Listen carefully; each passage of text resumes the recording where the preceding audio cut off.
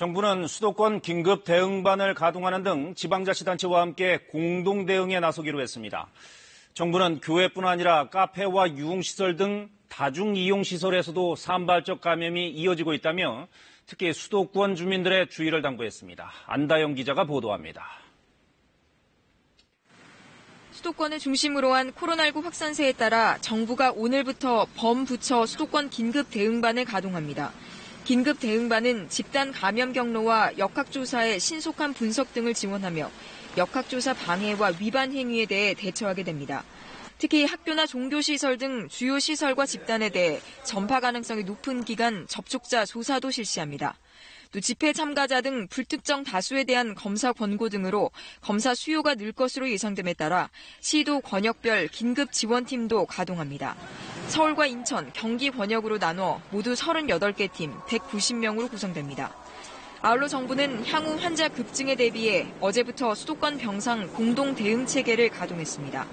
우선 일반 병상의 중환자 장비 지원 등을 통해 중환자 병상 추가 확보에 나서는 한편 수도권 지역에 감염병 전담병원을 추가 지정하는 방안도 추진하기로 했습니다.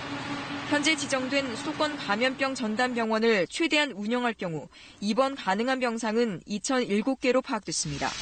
이와 관련해 정세균 국무총리는 오늘 중앙재난안전대책본부 회의에서 지금의 증가세가 계속된다면 과거 대구 경북에서와 같은 병상 부족 사태가 발생할 수도 있다며 민간 차원의 의료인력 지원 등도 요청했습니다. 정 총리는 또 전공의협의회와 의사협회가 휴업 예고한 데 대해 의료 공백이 발생하지 않도록 비상진료체계를 다시 점검할 것을 보건당국에 주문했습니다.